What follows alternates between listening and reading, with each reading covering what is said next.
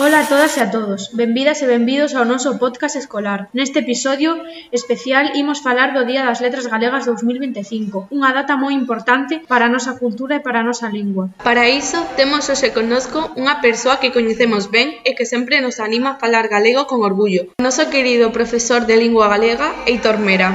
Heitor Mera Herbello, nado en Cangas en 1977, é un profesor e crítico literario galego. Profesor de Lingua e Literatura Galega no ensino secundario do CPR Don Bosco Salesianas de Vigo. Ten exercido como crítico literario en diversos medios de comunicación como o Faro da Cultura, A Nosa Terra e Vieiros. O seu traballo investigador tese centrado especialmente na figura de Bernardino Graña.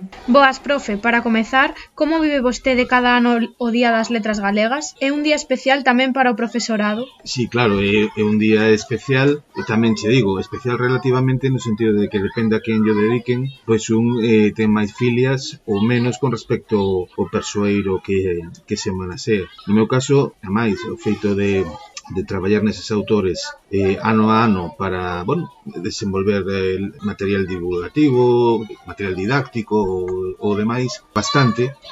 En esa medida, si é unha época bonita, especial, os profes, e non simplemente por condición de profe ou de profes, pois o vivimos con alegría e esperanza, que é do que se trata, de recuperar un poquinho o costume de empregar a lingua, crear conciencia de cultura, de país, en definitiva, todo para o que as letras galegas se crearon a partir da iniciativa de Francisco Fernández del Riego alá polo ano 1963, que é algo que é especial. Este 2025 homenaxeas a labor das cantareiras. Que nos podes contar?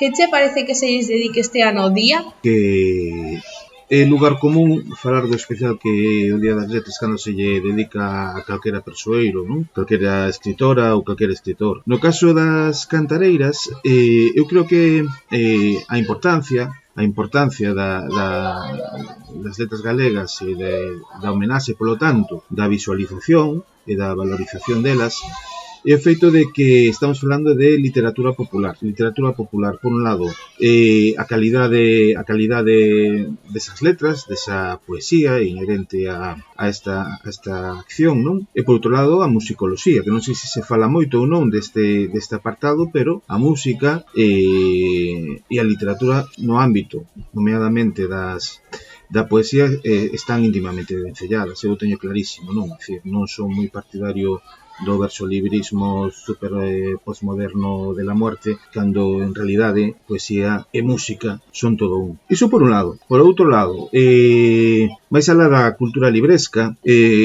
cabe lembrar que precisamente a literatura popular, nomeadamente a poesía, a que de alguma maneira digamos que mantivo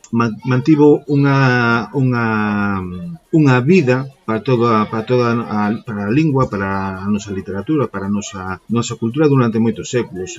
Refírome, e os alumnos de terceiro e cuarto da ESO enténdenme perfectamente, refírome toda a época dos séculos escuros, cando toda a obra literaria culta, así chamada culta, ainda que non estou moi de acordo con esa diferenciación, aparece nun libro de 100 e pico páxinas, 3 séculos en 100 e pico páxinas, é precisamente a literatura popular que mantén o facho, o lume vivo, para que a nosa cultura se manteña, a pesar de toda a represión, o asoballamento que se desenvolveu a partir do século, fundamentalmente do século XIV, coa chegada de Enrique de Trastámara, logo xa os reis católicos, ben sabedes, todo o que lle debemos aos Borbóns no século XVIII e ata o día de hoxe, na medida en que Galicia tivo unha situación de represión lingüística moi acentuada, unha imposición lingüística do castelán absolutamente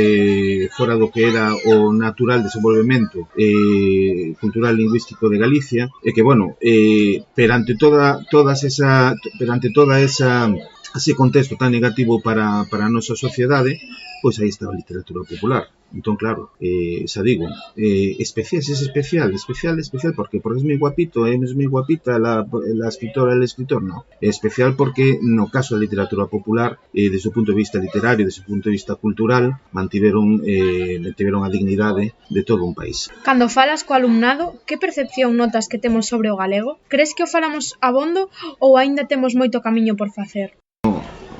A pregunta respóndese soa, non tedes máis que abrir as orellas un pouquiño e escoitarvos, non? A vos, os vosos compañeiros e demais. O galego brilla pola súa ausencia. Podería conectalo coa resposta anterior, non? É dicir, ese asoballamento secular da nosa lingua, a imposición da lingua de Castela, a perversión de dicir, inda por riba, que a lingua que se impón é o galego, cando é a minorizada, cando é a atacada. Entón, nesa medida, e desde unha perspectiva máis sincrónica, é dicir, unha perspectiva sincrónica sociolingüística, Cidade de Vigo, a Cidade de Vigo, quitando un reducto moi concretiño, está xa non en fase de diglosia, senón eu creo que incluso en período de sustitución lingüística. É dicir, é a cidade máis castelanizada con diferencia, e vos sodes, inda que non se sades conscientes, vítimas dese ataque aos vosos dereitos lingüísticos, que seguen sendo os vosos dereitos lingüísticos, inda que non pensedes niso, como é obvio, pero que é así. Entón, cal é o obxectivo? Dende o meu punto de vista, o obxectivo é que lle queirades a lingua, inda que non a empreguedes habitualmente ou a empreguedes moi pouco, que lle teñades cariño á lingua, que lle teñades respeto. En ese sentido, é un labor complexo, porque un profe de galego, ou eu vexo así, non parte desde o mesmo punto que unha profe como Tere, ou de lingua castelá, ou unha profe como Belén, de inglés e francés. Na medida en que elas imparten linguas chamadas mayoritarias. Eu imparto unha lingua non minoritaria, porque somos 3 millóns de galegofalantes, en teoría, senón unha lingua minorizada. Entón, aí hai un punto de persuasión que temos que desenvolver os profes de galego para que os rapazolos e rapazolas, aínda que non se poñen a falar, inmediatamente sí que lle teñan un cariño, lle teñan un respeto, teñan unha certa curiosidade, isto está aquí, e coa idade, a personalidade e a inquedancia intelectual, pois dean o paso, cando estimen oportuno, e empreguen a lingua con frecuencia, non? É dicir, eu creo que o obxectivo é ese. Cando un profesor, isto a mí me pasaba na mocidade, con os primeiros anos de profesor, eu frustraba-me moito, miraba o panorama, claro, ostras, non fala ninguén, tal, e tumba, é un erro. Non debemos de frustrarnos, debemos de dar unha imaxe positiva do galego, debemos de animar co exemplo, porque hai moito profe de galego, moita profe de galego, que logo chegan ao recreo e se pasan rapidito ao castelán. Eu creo que, por un lado, é o exemplo, que perciban a túa paixón cara a lingua, cara a cultura, cara a literatura, e que no futuro, que saiban que ese é o seu legado, o legado que eles reciben, e o legado que deben de transmitir cara as novas xeracións, cara os seus fillos, ou, quen sabe, hoxe en día, cara os seus primiños, ou cara aos seus sobriños, ou cara aos rapaces pequenos que hai nas súas casas. É dicir, manter a transmisión xeracional. Iso o único, eu non teño unha variña máxica, senón aplicaría, claro, pero eu creo que a cuestión é proxectar optimismo, proxectar positividade e facerlles ver os rapaces e rapazas que a cultura de nós é algo non xa a proteger, que non son baleas, senón a querer e a gozar, porque non? E a gozar. Digo isto, engado, a máis das cantareiras e todo o que nos deixaron no ano castelao, que lean a castelao, que se rían, que sintan ese humorismo, que sintan esa ironía, que lean a castelao, que leades, ou mellor dito, a castelao, e que sintades, entendades todos os desequilibrios, todas as injustizas que tantos e tantos anos leva padecendo este paisiño, pero que o besades dende un punto de vista humorístico e dende un punto de vista lúdico para crear unha conciencia e saber ser máis conscientes quen somos. Cantareiras, por un lado, ano Castelao polo outro. Eis aí gran parte neste ano 2025 do gran legado de literatura popular e compromiso literario e político que temos que debullar e facerlle ver a rapaces e rapazas de Vigo e toda Galicia. Ti sempre insistes no poder da lingua. Que significa iso exactamente? En que sentido pode a lingua galega ter poder?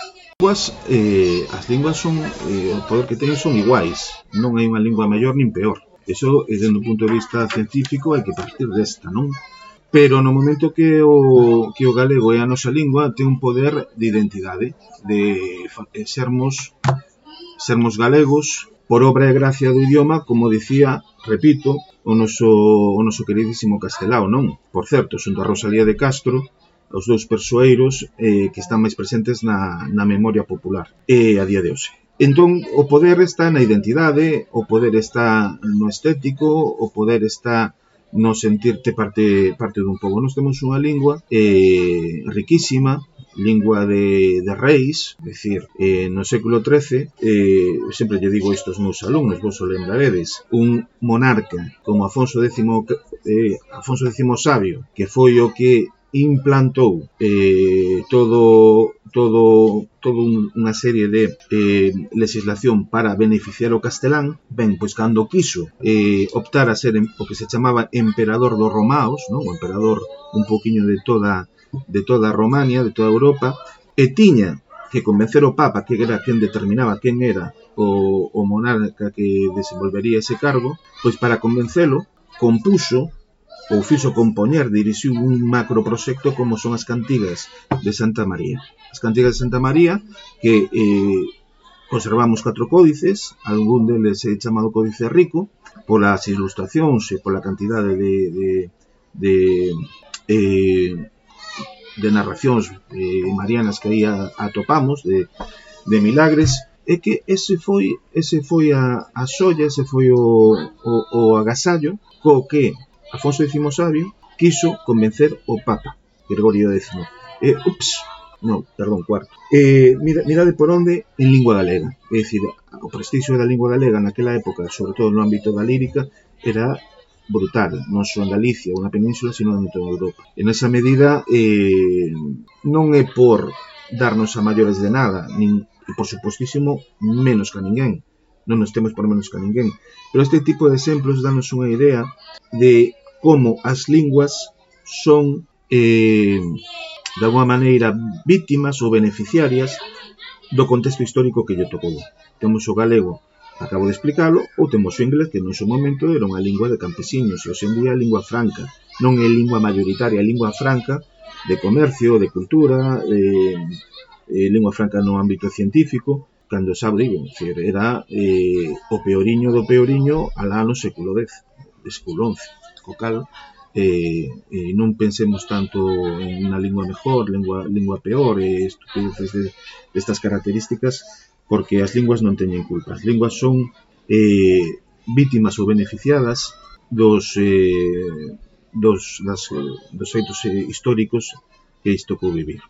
Que consello darías para animar a falar máis galego, sobre todo fora das aulas? Hai algunha fórmula máxica ou algunha experiencia que che funcionase?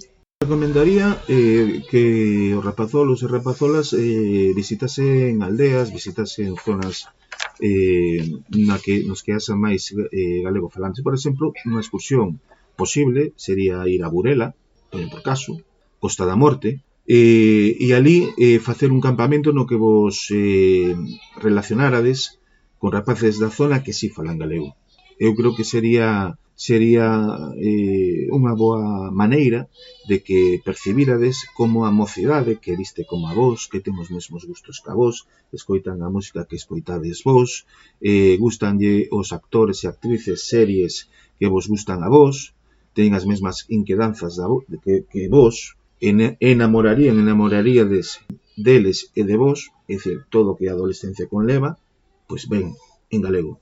E iso está, hai zonas de Galicia, sobre todo na zona, no que sería a zona da Costa da Morte, no interior, na Mariña Lucense, que sería unha terapia de shock para decatarvos de que hai un mundo aí posible e que tamén é voso. Non é algo extraño. Ai, estos chicos que hablan en gallego. Non, é que vos sodes parte desa tribu.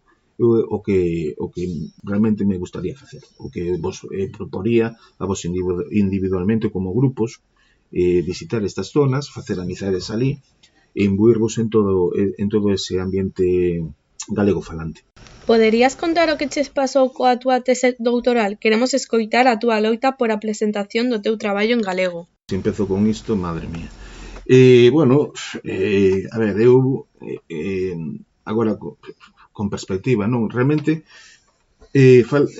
falase da tese, pero o proceso de represión foi anterior, xa. Cando acabei a carreira, decidí facer o doutoramento, pero, polo que sexa, non me apetecía moito quedar na Facultade de Filosofía de Vigo, parecíame boa opción facelo pola UNED, e xa empezaba a traballar no cole. Considerei que a universidade a distancia axudaríame un poquinho a organizarme e desenvolver estes estudos de posgrado. Ben, o que non esperaba eu que a UNED, que ten os estudos de doutoramento centralizados en Madrid, ainda que as delegacións provinciais non son moito mellor, é unha universidade absolutamente españolista no sentido máis restrictivo do termo. Ser españolista, tendo presente que hai outras linguas e outras culturas que pertencen ao Reino de España, non me gusta este termo, pero hoxe en día é así, ou Estado español, mellor dito, pois, é un españolista que sabe que España existe.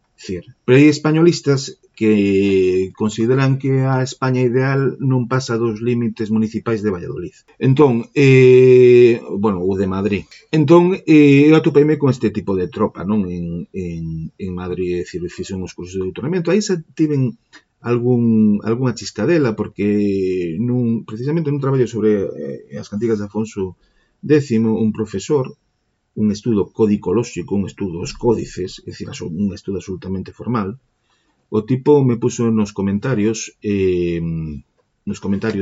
correccións, que eu era un fascista e que non pensase que ia facer a tese de doutoramento con el. Eu non entendo por que pensaba ese señor que ia facer a tese de doutoramento con el, e logo non sei por que o feito de estudar os códices, os pergamenos dunha obra medieval, iso implica ser un fascista. Pois este foi o primeiro indicio do que viña, non? É dicir, con perspectiva, o mellor, se pasaría do gicho e me piraría, pero, era novo, de Cangas, e os de Cangas solucionamos as cousas como as solucionamos. Os nosos dereitos non se pisan. Entón, fixen a tesiña sobre a obra de... sobre 20.000 pesos crimes, sobre a obra de teatro máis importante de Bernardino Graña, e aí se empezaron os problemas, non coa tese, empezaron xa nos cursos de doutoramento con este tipo que vos comentei, e logo xa coa tesiña que me prohibiron presentala en galego, non? É dicir, para que a xente, do punto de vista académico, entenda, nunha facultade de filoloxía, é dicir, de linguas, medianamente seria en calquera parte do mundo, o rigoroso, se faz un estudo sobre un autor, poñamos por caso, provenzal, o rigoroso que esa tese de doutoramento estea en provenzal. Se ti faz unha tese de doutoramento sobre un autor lingua mayoritaria, un autor lingua inglesa, o rigoroso é que esa tese de doutoramento sexa tese de doutoramento ou tesiña ou traballo académico, sexa en inglés, na lingua do autor. Pois estes señores pretendían que, traballando sobre un autor galego, en galego, que redactara en español, que é a lengua del imperio. Non pasaron os tipos que eran en 1492, con Nebrija. Entón, eso, antes a prohibición, un rapaz mozo, vos mesmos que facedes ante as prohibicións? Pois, tirar pa diante, me cago en... soltar me cago en Ros, é dicir, aquí non, por aquí non. Entón, movin as miñas fichas, aí tiven axuda tamén do director da tesiña, logo o director da tese, Manuel Rodríguez Alonso, que en paz descanse, que bueno, decir, eu tirei do que tiña cerca, e o que tiña cerca era a política. Así de claro, a política, chicos, chicas, fronte que vos digan nunha barra de bar, a política é boa, a política ben feita é boa. Igual que o mundo da empresa, se se fai ben, ou igual que o mundo académico, se se fai ben. E tirei dos parlamentarios que, efectivamente, defendían e querían a lingua. Os parlamentarios naquela época do Congreso dos Diputados, o BNG.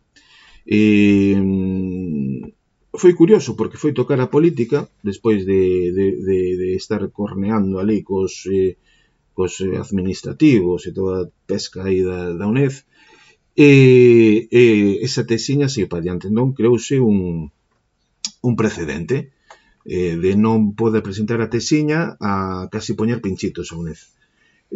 Fixose un acto, que foi o primeiro traballo presentado en lingua cooficial, porque non foi a tese, foi a tesiña. Foi o primeiro traballo académico presentado en lingua cooficial, galego, catalán ou vasco, na UNED, un traballo sobre 20.000 pesos crime, de Bernardino Graña, autor de Cangués, e claro, a confianza de que si ese acto se desenvolveu, o camiño para redactar e presentar a tese estaba xa feito, non? Pensábamos nós que o camiño estaba feito. Que foi o que pasou? Eu redactei a tese xa foi traballo sobre toda a obra, non me quedei no teatro, a miña idea era facer só o teatro, pero Manuel, o meu director de tese, me convenceu, non, ten que ser unha obra de referencia, dicía ele.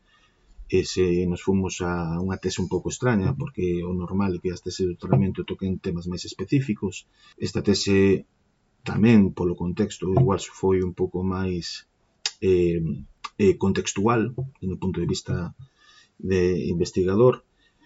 E cando fun depositala para defendela, pois recuperaron a norma anterior a presentación da miña tesiña, e outra vez me proíben defender en galego, presentar en galego o meu traballo académico, neste caso a tese.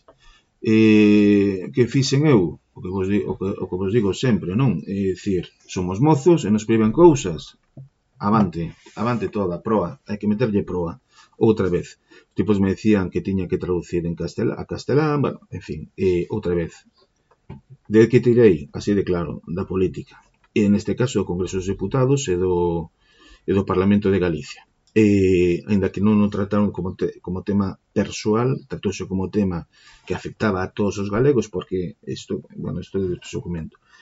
E o que pasou foi que María Teresa Fernández de la Vega, vicepresidenta do goberno da época con Zapatero, dixo que na UNED non había ningún tipo de problema coas linguas cooficiais constitucionalmente recoñecidas, e outra vez se defendeu a tese, se defendeu este traballo académico e casi que poñen pinchitos ali e tal, é dicir, é unha cousa absolutamente bestial.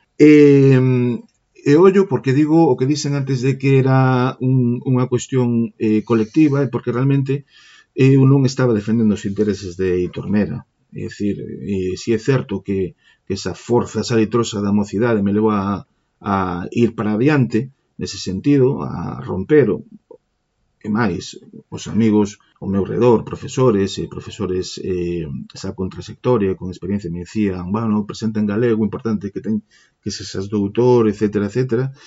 Non me guiei por titulitis naquela altura, me guiei porque consideraba que se estaban atacando os dereitos lingüísticos de todos os galegos e galegas, non? Entón,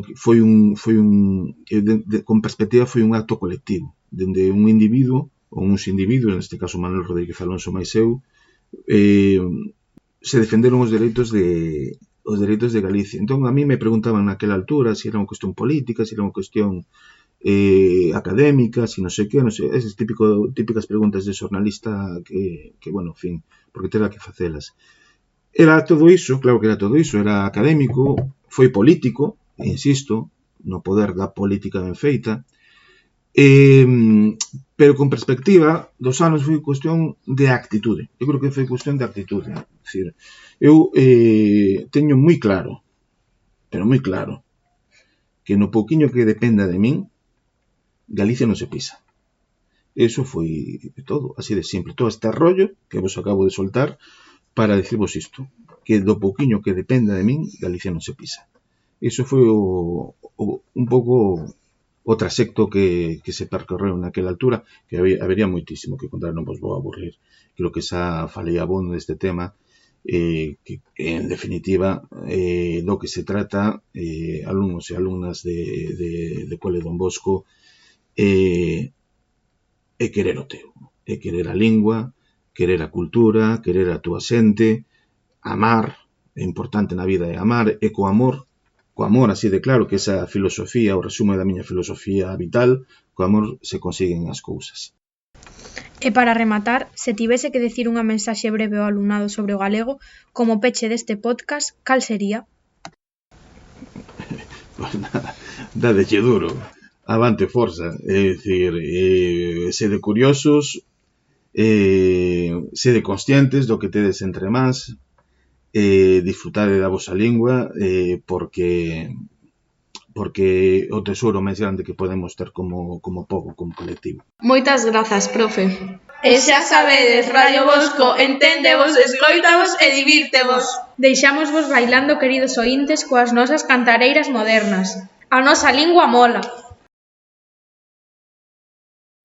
Si algún día se queda la pena en el pecho, tiene que ser suficiente con lo que ya he hecho. Tiene que dar con lo que hay en el fondo del alma, que es la que hoy, mañana y siempre mantiene la calma. Si algún día sientes esa pena no peito, lembra que xa é dabondo todo que está feito.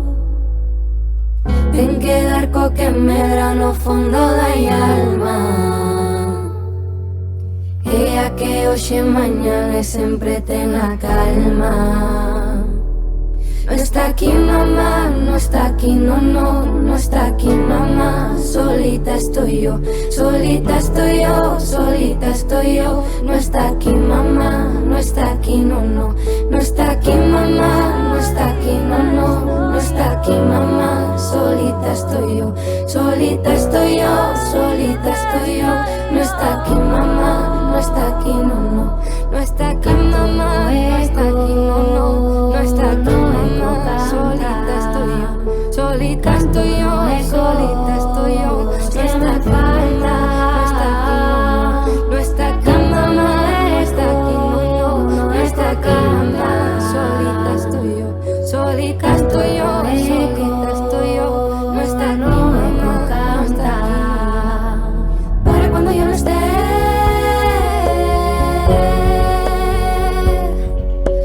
Para cuando yo no esté.